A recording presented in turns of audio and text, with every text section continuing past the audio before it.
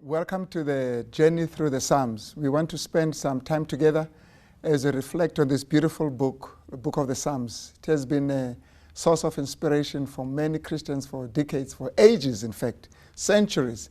Songs have been composed out of the book of Psalms, full of admonition or counsel and inspiring messages. And today we want to look at Psalms 1, the way of the righteous and the end of the ungodly.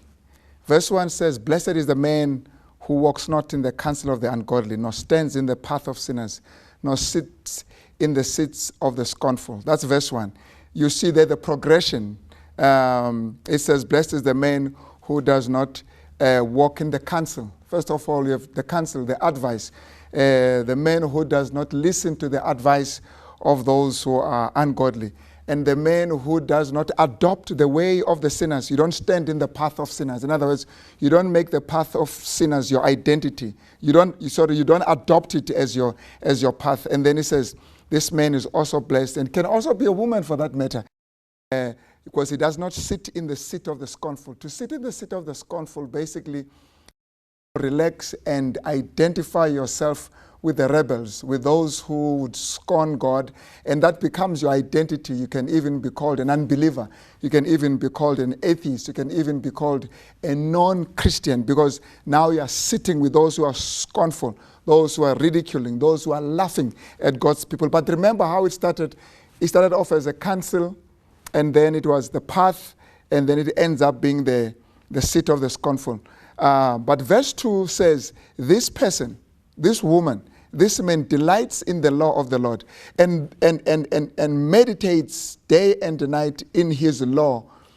Now, the interesting thing about this text is that this man or this woman who is supposed to be blessed, who's said to be blessed, he is not blessed because he is not walking. He is not walking in the counsel, therefore is blessed. But he is blessed, that is why he's not walking. And just the other way around. And it's very important for us to get the order. This man is not lousy. He's not bored. The reason he's not following the counsel of the wicked is because he delights in the law of God. He meditates upon the law of God. If he focuses and he immerses himself in the law of God, obviously the counsel of the wicked will lose its power. So this man is therefore blessed. He is happy. That is why he can stand and not be part of the wicked. This man is resting. He's joyful. Actually, verse 3 says he is like a tree planted by the rivers of water that brings forth its fruit in its season, whose leaf also shall not wither, and whatever he does shall prosper. This is the man who is enjoying himself. This is the man who is established. This is a man who knows what he wants in life. This is a man who's focused, a man who has an aim. This is a man who is mission-oriented, who's focused, who knows what he wants in life.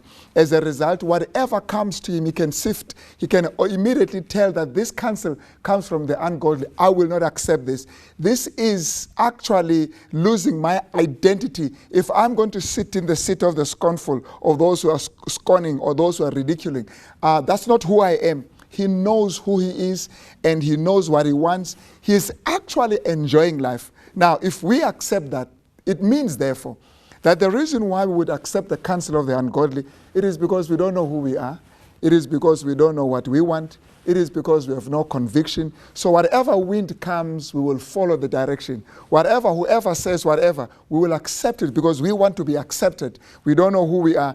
So our friends can dictate to us what we should do. Our friends can tell us how we should think, how we should live, because we are, as they would say, feeling insecure. We want to be accepted. We want to be loved. We want to belong. But this man belongs to God. This man knows what he wants. This man is like a tree that is planted by the rivers of water. And then it says in the last verse there in that beautiful psalm, it says, the Lord knows the way of the righteous, but the way of the ungodly shall perish. This man is established. You will see him today.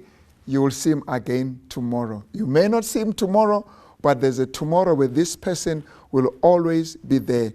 And here is the blessing. As we open the book of the Psalms, it opens with a beatitude. It reminds us of Matthew chapter 5, where he said, blessed are the meek, blessed are the poor, blessed are those who are persecuted. And there it opens the book of Psalms. It says, blessed.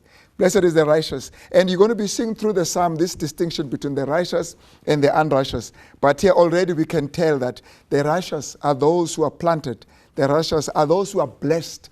The righteous are not the people who are bored, who are miserable, who are desperate. Because when you are desperate and miserable, you will follow any counsel, because you have no moorings, you have no foundation, you have no filter to actually separate and make a distinction between the things you hear and the things that are brought to your attention. And this person delights in the law of the Lord. And that's my wish and my prayer to you as you listen, that you would also be counted and be known as this man who's founded, this man who's secured, this man who knows what he wants in life. To our young people, to our old friends, to our adults, to the children, this is a blessing we can all appropriate.